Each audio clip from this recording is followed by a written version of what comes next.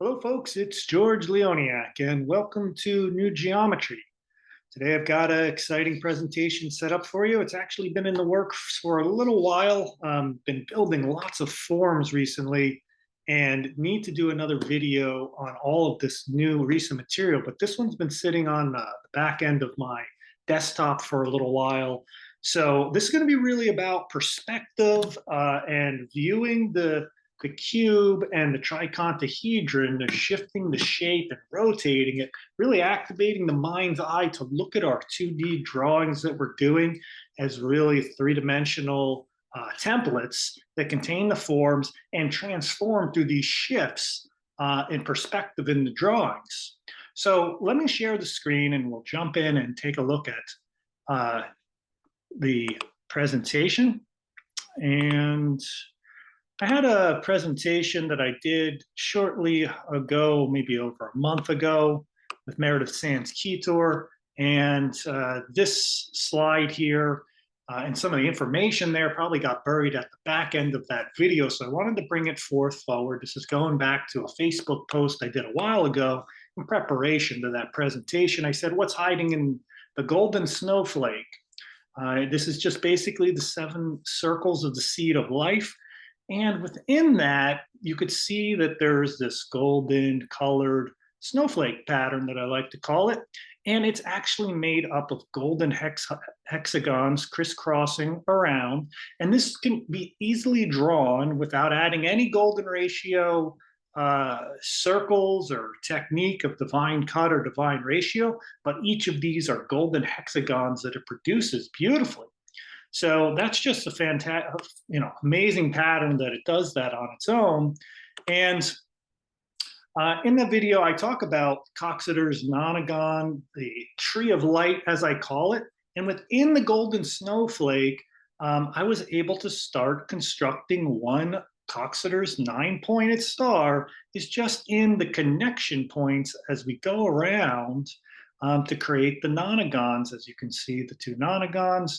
And then I did all 6 nonagons around the outside. So this is just filled with nines, 9-sided shapes, creating a beautiful pattern. But if I do connect all the crisscrossing lines to create the 9-pointed star, which is key to new geometry and producing new geometric structures and forms and different types of creative expressions artistically, this created this pattern here. So I was like, there's gotta be something within these crisscrossing lines, because I know that this is full of 3D geometric information, 4D geometric information as well. And I just had to peer into this for a while to see what it was that I was looking at. And after I did that, I was able to discover that within that crisscrossing of those 9 nonagon lines around the seed of life, it produced all the platonic solids, and I also had the cube octahedron and rhombic tricontahedron. You could see that in the crisscrossing lines, I know these images are small, but they created the rhombic face of the rhombic tricontahedron in the crisscrossing of the nonagon lines, the star points that are crisscrossing in there. And, here's the outer edge of the cube. That's easy. Octahedron, easy. The star tetrahedron, that's easy in this. Cube octahedron is also given in the vertices here. And then, of course, the golden ratio forms, which I talk a lot about on the video. If they're contained in the cube, and we want to depict it as shown in the cube, that means that, and the cube is this hexagon, right? This black hexagon that is facing with the edge, the vertices straight on it, you like this, it's not tilted or anything. Then those other forms within it, the golden ratio forms, are going to rotate slightly to show that the edges are on the surface of the face of the cube. It's just the way it works. The dodecahedron edge will also be on there. And in there, you might see this light little line. Well, that's the crisscrossing meeting point. There's the diamond face. There's the edge length. And there's the opposite edge length here. It should be rotated because this is the long way. So these shoes should be reversed. anyway, and the cool thing about this is it didn't just do that, it also did something that's challenging to do in showing the platonic solids, the golden ratio ones, from this perspective here, is stellating the form, and all the points were given. Let me just rotate this one because it should be the other way. Good to orient this so it's going to match up with the crisscrossing lines of the other one. I'll flip it horizontally. There we go. Okay, that's better. So see, the icosahedron edge here is going along the length. It's the long edge. And the short edge of the dodecahedron is providing that edge length. All right, so that's, I feel better about that in terms of showing the slides laid out in proper orientation there. But let's go back to this real quick here, is this stellation of the dodecahedron here. This is a small stellated dodecahedron that will create a larger icosahedron by connecting these 12 points, but it also has to tilt within this. And in some of my other videos, you've seen that I've drawn it as a oriented star, like as it were in a big hexagon. This one, like I said, has to tilt to go with the flow of being connected to the cube and the other forms that are associated with it. So after that, a little exploration there, I was like, well, let's just focus on the vesica itself. And with this simple layout pattern of just producing the lines within the vesica and the root 3 circle, which is the circle in the middle, it was corresponding to root 3 right through the vesica, making that circle provides the setup to create the tree of light, and then 2 trees. So I have 2 trees base to base here, and there's a nice little pattern. And I was like, well, that's got to contain some cool geometric information in there too. And just with the vesica itself and the trees of light layout, I'm able to produce all the platonic solids again, including the tricontahedron, icosahedron, and there's that small stellated dodecahedron in the center there. So once again, all of it's contained right in the vesica within this line pattern.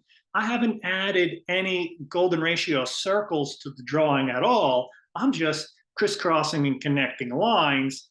And lo and behold, in the vesica itself, basically 3 or 4 circles that I've drawn to create this. Maybe not even, maybe just 3 circles, the 2 starting circles of the vesica, in addition to the root 3 circle. That gave me all the information I needed. So accurate information too, meaning that all the ratios of the golden ratio forms in conjunction with the other non-golden ratio forms all lines up as interconnected forms nested within one another.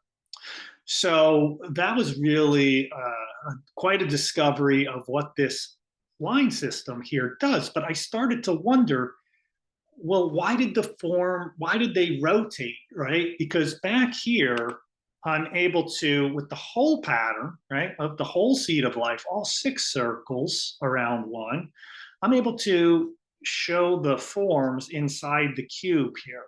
And when I went over to this type of projection here, this different orientation of drawing them with just the vesica, well, the golden ratio is still there, but all of a sudden all the forms adjust so that the hexagon itself becomes the outline of the icosahedron or the tricontahedron, and all the cube and octahedron and everybody else, non-golden ratio forms, will twist and rotate into that orientation.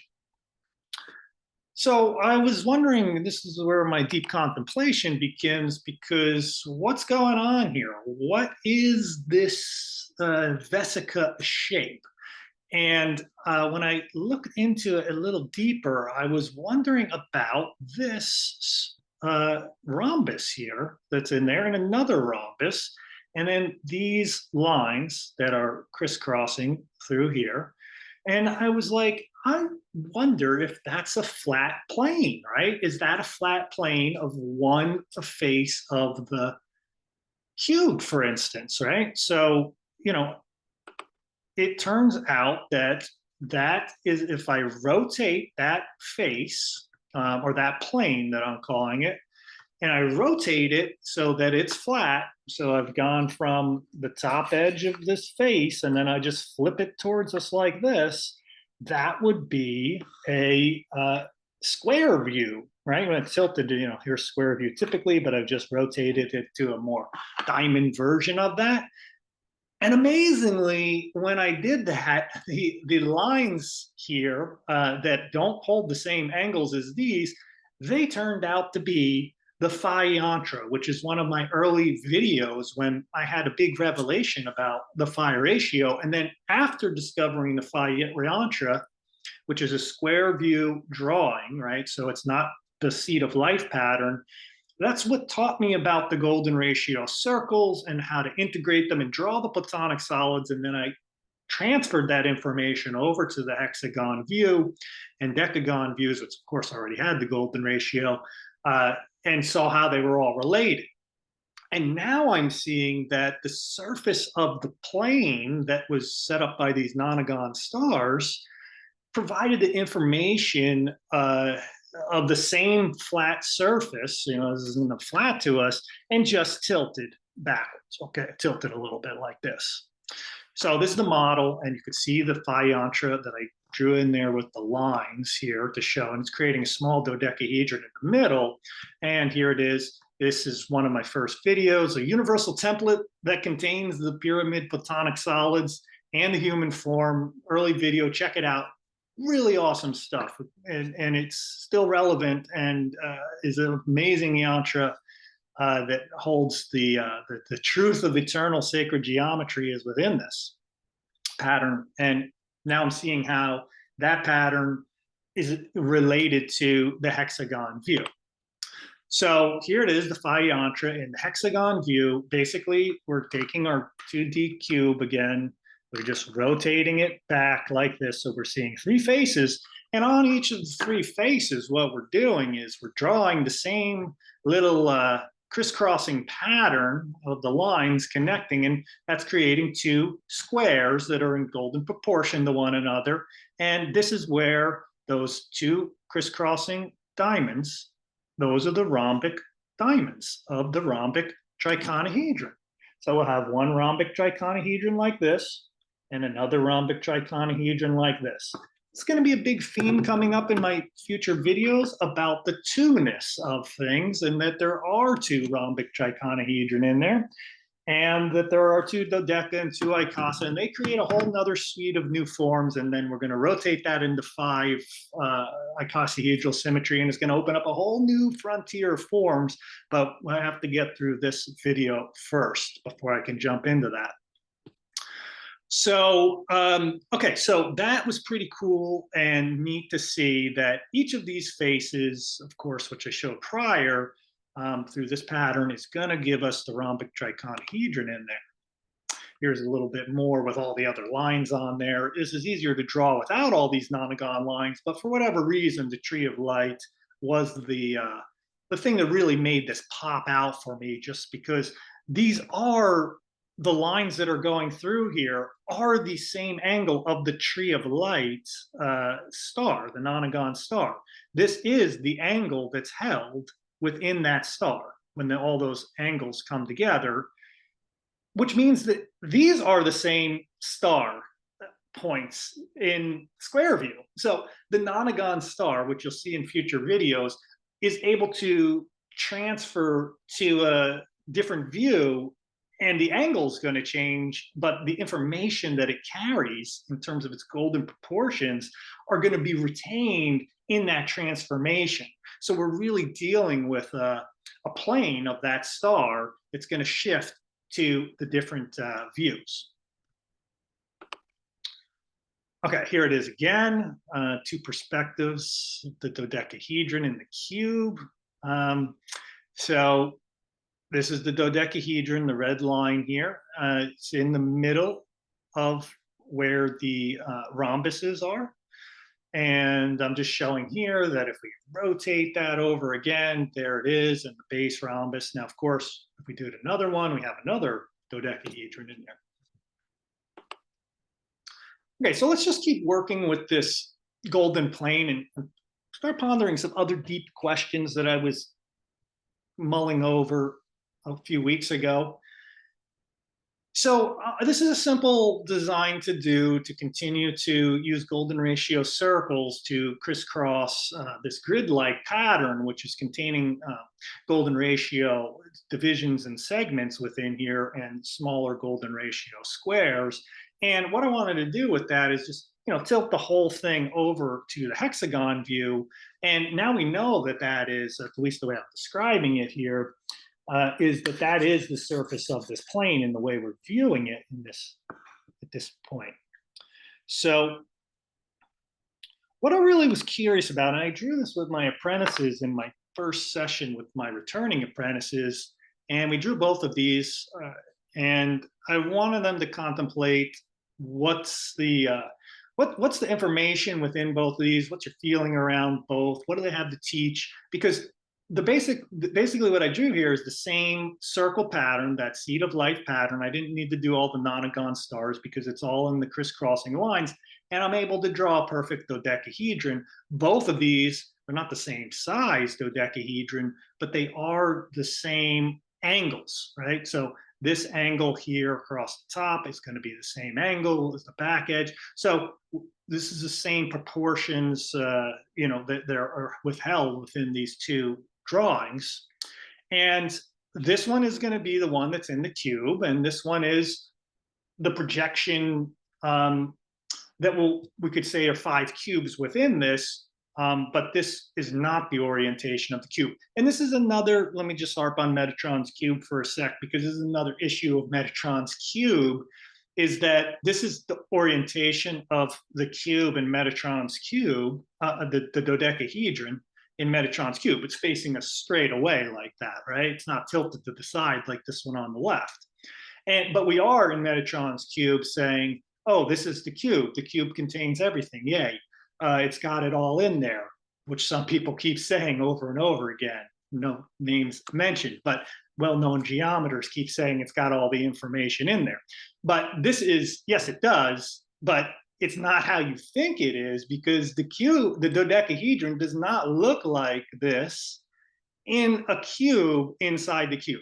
Right? It's supposed to look like this because it's supposed to have this edge across the flat surface, so it's nested in the cube.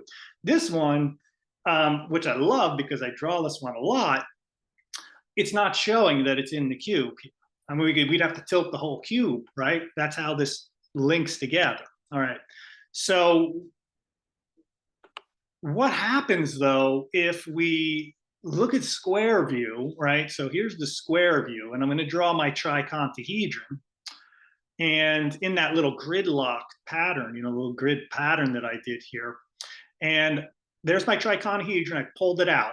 Great, it's a 2D surface. Is it flat, right? Well, if that 2D surface, like if I think of everything that I draw in sacred geometry as 2D, that's it, it's flat. Well, that's like a sheet of paper, right? So if I then rotate that sheet of paper, like I could on my drawing pad, my perspective will shift, and the lines are not going to change, right? They're going to stay oriented the same way on the sheet of paper. I've tilted it back, so now it's along this plane here. I'm not pretending this is a cube anymore. And then I take off my triconahedron. Well, this is what it looks like. It looks squished and distorted, right, compared to this. So that's if we're stuck in thinking that what we're drawing is actually 2D. It is 2D, but we have to unlock our minds to really, connect with this in a way that everything we're looking at there is well beyond 2D and 3D and 4D and 5D and so on. There's more information in these. But if we are going to look at this as this is a 2D sheet, this is what happens, right? If it isn't a 2D shape, tilted back like a sheet of paper, and it is 3D, well, then that is the top edge of a cube, right? But from square view, it just projects everything like it's a sheet of paper because it is a sheet of paper on your square view drawing. But when we look at this one on the left here, well, that rotates back. It gives you the upper side. And then we have 3 more sides that are visible on the cube. And if I do the same interlocking pattern that's just basically following those golden ratio edge lines all the way across and from 2 other faces, and of course it will have 3 more on the back. Well, then when I pull out my triconahedron, which here's the one on the right, when I go over to the one on the left, and then I take out that triconahedron, then these 2 are going to be related through their proportions, through their size, through their edge lengths, from those different perspectives, which is saying that this 2D version actually is a 2D representation of it pointing to the actual 3D object. If we don't look at it that way, well, then this is what we get, right? We get a 2D flat view of the surface, and then when I rotate that object, I pull it off, I get this. Now, this might be some sort of cool hyperdimensional, it probably is, has some very cool thing. I could probably build some neat things about this, but this is a possibility, and that's why we need multiple perspectives to continue to make those types of shifts and transformations, because that's where we discover new KNEW information and new things from playing with the shapes as not fixed objects. Because if we then only say, oh, it's always 3D, well, then we're stuck in every drawing that is saying, hey, it's always 3D, you know, and that's always what this has got to be. But maybe it's not. So, okay, so this is, I hope you're getting my gist here. It's like through that rotation. Now, mind you, the only 3 faces of this triconahedron are on these actual surfaces of the cube, just the 1, 2, and 3. 1, 2, and 3. Those are the only ones that are really touching the surface. Excuse me, down here, 1, 2, and 3. Those 3 faces are touching. In this one, we only have 1 face in the center because it's flat, completely flat to us. These other ones are tilted, you know, on the angle. So it's like this, flat. And then if I rotate it to this hexagon perspective, well, these other faces are going to be tilted. So what I did here was another little experiment where I took the 2 projections of the rhombic triconahedron, which is the 30-faced diamond-shaped form I've been holding up, and I put the one where it's in the cube. So if this hexagon was the cube, there's the black rhombic faces, and that would be in there. And then I overlaid the other rhombic triconahedron that is facing us with the large hexagon. So that's all these images back here are related to that projection. So that means that the cube would then shift. So I took this triconahedron here, okay? And I took 2 of them and I put them over top of one another to see what's going on here, right? So let's go to the next slide here and take a look. So the red and the blue lines on the right-hand side here, this is saying that this box, this hexagon, is a cube. And if that drawing of the triconahedron is on that, right, the blue and the red, when I isolate that face, which would be this, and then I rotate that face to square view, which would be over here, well, that's what's going to happen to the proportionality of those lines. Because if I'm treating this as a cube, then these are each flat faces. And this is basically like hand drawn on a face of a cube is going to be these elongated rhombuses. But from this perspective, they actually hold all the golden proportion the same as this one down below. It's like the angles are the same. Everything is the same, except one is tilted in that hexagon and one is the hexagon.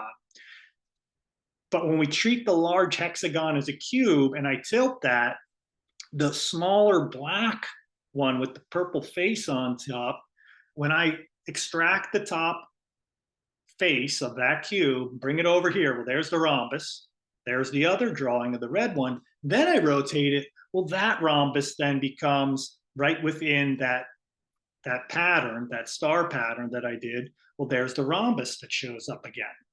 So to me, that's really indicating if we're looking at this as a cube and as a 3D drawing, it's like, well, which one is this? That's the really, it's not a, I would never say we have to be locked into, well, this is the only way to show it as a cube, because I can show a cube around this other dodecahedron and it's facing us.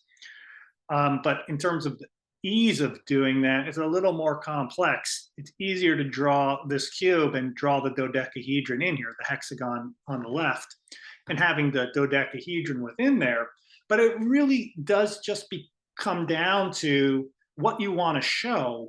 And really the kind of lesson that I'm providing here has more to do with just be aware of what it is you're drawing and what it is you're doing and how it is relating and how it is connecting if you're working with the polyhedron. Because once again, back to Metatron's cube, this version with the projection of the dodecahedron face on and the hexagon around it is not showing that it's in the cube. This is showing that it's in the cube.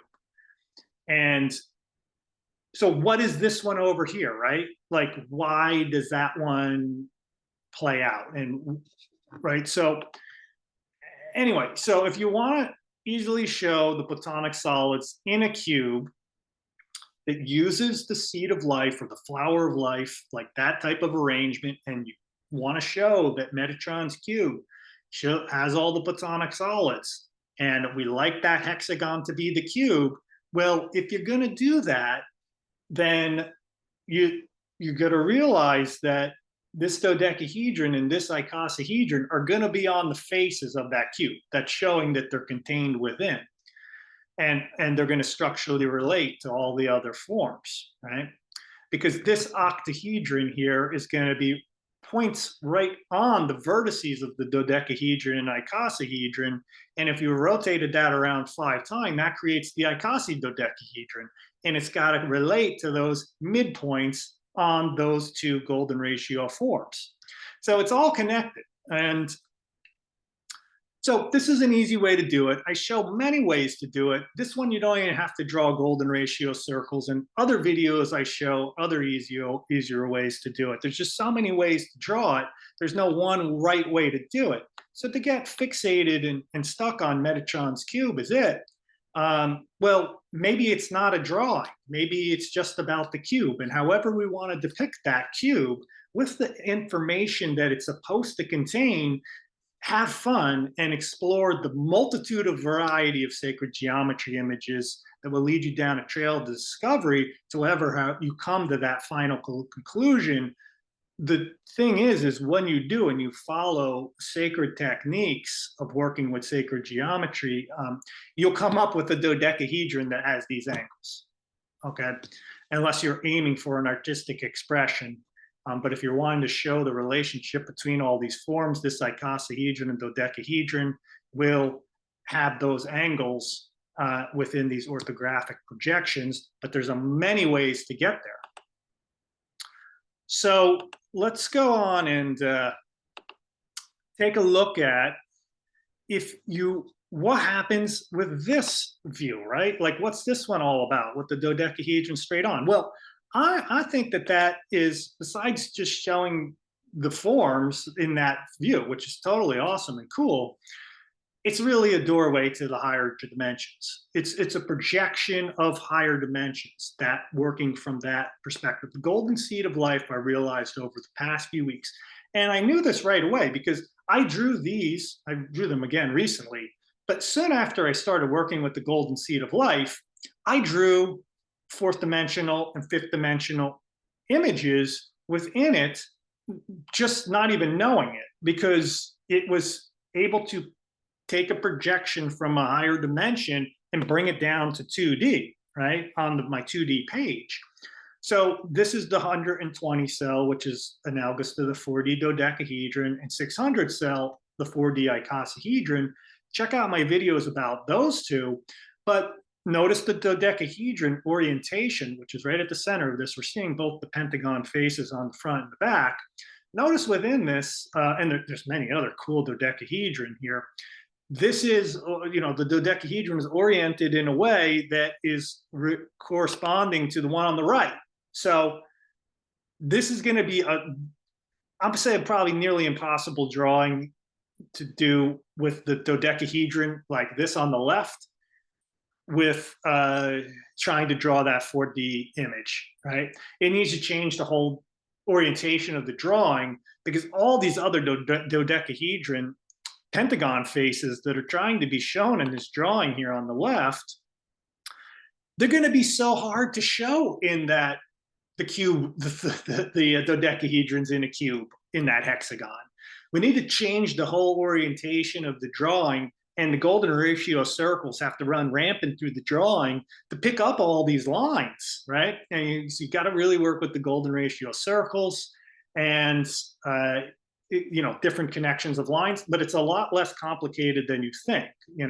This one on the right, I drew at my starting year apprentices, my last session. This is the second drawing we did. Draw the golden circles, boom, you got it. Let's just connect some lines, and that's pretty much it. The golden snowflake, which I started with, is at the heart of this drawing. These are golden hexagons all the way around this. So this drawing of the golden seed of life and drawing the images from this perspective with the dodeca and Icasa straight on at us, that is opening up to the 4D possibilities of higher dimensional forms that are contained within those lines. That really is tough to do in the other version with the cube as the hexagon. So like I said, it was early discoveries was from that. And just recently, I had a major expansion with that, because I realized that there are stellated forms that you can draw, like I showed, the stellated, this one here, the small stellated dodecahedron, right? So we got these stellated ones. Well, there are also 4D versions of these. And so this is the small stellated 120 cell and the grand stellated 120 cell. Underneath these crisscrossing lines is the circle pattern, and it's the same golden seed circle pattern. Not happening. This is probably not happening. There may be someone out here who wants to try and do that in this type of drawing. Good luck and have fun with it. Basically, what you'll do is wind up reproducing all those golden ratio circles. You just draw the whole thing tilted. But remember, this is like a projection plane at this point, which I described as like it is projecting from a higher dimension down to that plane. So that makes sense on the fourth dimension, going down to that projective plane, which is that I was talking about over here, right? So we're projecting down onto this plane, and there's a lot of other information on that whole hexagonal plane. If we look at the whole thing as a plane, really fascinating material, that I've been contemplating and thinking about. And it even goes further. Like this one, I was able to draw the great grand stellated 120 cell, which was kind of like the hardest looking one out of the whole 4D stellation series. The images, some of them have the same drawing of the same vertices, so I didn't have to do them again. But this one here, oh my gosh, there's a lot going on in this. But I just was like, it's all in here. Every nodal point and line connection that we need is all based on, if you look at these red dots at the middle, I just had to extend the circles wider, but this is that rhombic tricontahedron. This big hexagon dotted in red, the hexagon here around it, those dots, that is this golden back here. That's the same projection of the rhombic triconahedron. Let me show you a better one. At the heart of that drawing is this one right down here on the bottom left. All the segments and all the proportions that you need are right there on that projection, but it's not the one that's nested in the cube nicely and easily like I showed on the other ones. And here is another one, or not at this set yet. The cantilated 600 cell, I did this one back a year and a half ago when I realized, wow, the fourth dimension has been opened up to drawing in sacred geometry techniques of hand drawn. One mistake on it, I had it in these lines by accident at the top. But there it is, right? This is a super complex drawing to do. It looks that way, but underneath it is the golden ratio circle pattern. And it's on my wall. And when I woke up and was studying it, I started looking around the outside perimeter of it, and I was like, whoa, there's 18 points around that. I bet you that that is the tree of light. And yes, it is. The tree of light in blue here, which is Coxeter's nonagon star, did provide and open up the fourth dimension and many dimensions beyond that in geometrical talk. He was the one who really spearheaded that, gave us the icosahedron stellation diagram, and there it is. This geometry of the tree of light is going to show up all over this place, and I'm going to show pretty soon how it shows up in even the most basic forms. Okay, so let's get out of the 4D for a sec, come back to 2D. I had so much content, I had to just put a little bit more extra in here so I can shift out of this phase and into some other things. So let's go back to the 2D representation of the 3D cube, right? So this is the cube again in black, and I've done the crisscrossing blue lines. Pretty much any cube that you had, if you did this arrangement of crisscrossing lines, which are going to hold golden proportion, which basically means if this is one, that this is one in the middle, we have 1.618 on either side of it. So there's a little 1-inch segment in the middle on that edge, and then 1.618 on either side. Okay, another way to say that is 1.618, 1. It's basically like the edge of a pentagon. If you did the star in it, the pentagram, where the edges cross, you get that little segment in the middle to create the small pentagon. That's what gives you that edge. So that edge of the cube, right? Here it is, taken out of the drawing. So we've done that star pattern, the phi yantra, which to me started out as a 2D design. And here is the rhombic tricontahedron from that side view orientation. So you're seeing where the blue rhombic faces are touching that. And then I said, well, geez, wait, there's another triconahedron. Remember I said there's two pairs in this cube because there's the triconahedron that's going to have the diamond face like this. And if you look at this next drawing, the diamond face here, I'm going to select the upper one, right? The one that's not going horizontally. This one's going to point up, and this one's going to be horizontal. So this is the second one in there. And this was amazing to me because it actually provided within that cube view the axial view of the triconahedron, as I call it, which means this is the view where the triconahedron is on its axis, up and down, and it's a spinnable one from that perspective. So the triconahedron is given in two views, and this is one of them, the axial view, which I figured out was the edge view, actually. So that little segment right there would be flat, and that would give you the edge of the rhombus. And the red would be the dodecahedron in the middle of the rhombus, and the blue length right here would be the icosahedron. And now we have the edge length also provided within our drawing through this axial version of the drawing here. Okay, so that's pretty cool. Neat little nifty method. I don't have all the setup lines in here, but enough to get you started if you wanted to give it a try and study that.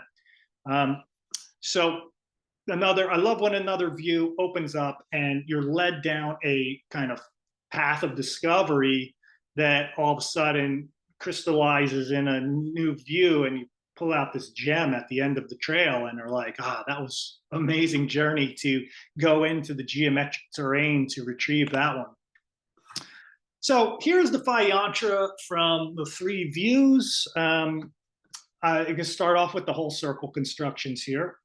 They're small, but just I'm going to remove the layers as we go. Here it is with the cube, with the lines of the blue phalanx. This is the easiest one to see it in, of course, is the square. That, of course, is giving us the rhombic faces in the middle. We have 3 rhombic faces on this one, only 1 in square view, 3 in the hexagonal view. And for this view, we only have 2 of the rhombic faces. You're saying, well, hey, that's decagon view, or from that perspective, because you could see the rhombic triconahedron. Oh, here is easier to see it. We have 5 rhombic faces, but I'm only showing 2 are in contact with the cube. Well, that's because we're only doing 1 cube, and we're showing triconahedron in that cube.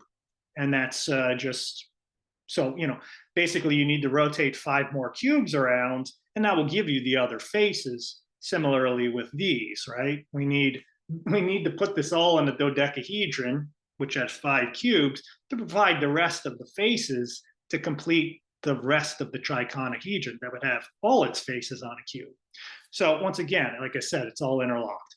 Okay, now that's it for like this portion. I had to add this one last piece. I know I keep going here, but I wanted to go back to the golden plane one more time, because I was like, hey, if that's a plane, right, and I'm treating this as a surface of a plane, well, I know that that drawing in square view provides the information to draw the Kepler's triangle version of the golden ratio Giza pyramid. These are 2 Kepler's triangles back to back. And that provides the 51.8273 degree angle to give you the golden proportions. This is it from, edge view of the pyramid, changing it. And I was like, well, that information is contained in square view. Well, I bet you I can pick it up and show you like a bird's eye view of the pyramid, kind of like from the side like this, or tilt it, like, so not directly from the side, right? So, we have this view of the pyramid, we have this one, and then we have this one that's like this, right? And that's what this one is.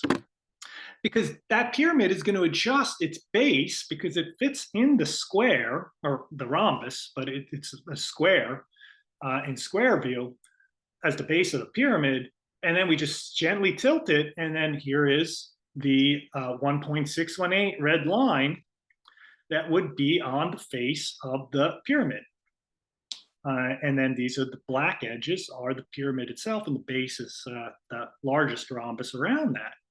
So I thought that was really cool, and it didn't take much more to do, because all I had to do was add 2 more additional circles, and that gave me the correct height to reach the top. It wasn't easy to figure out. I had to work on it to make sure everything fit and worked out. So when I make that rotation back to this view, I will get the same angle, and it did. So just like I showed you in this model, a big thing that I've studied is the Russian pyramid, and did all the sacred geometry for that to bring it into our pattern language. Check out my Russian pyramids, golden ratio Giza pyramid class, with all those lessons and videos that I have on YouTube as well, is discussing that Russian pyramid is within here. And when I do the same thing with the rotation here, well, I can also show the Russian pyramid, because it's also in a little square that's at the center. Because I know what that looks like in square view, I'm able to transfer that information and show where I can pick up the base of the pyramid, all contained within the connecting lines that are all within this vesica piscis design, just with these 2 additional circles to pick up the apex of the pyramid.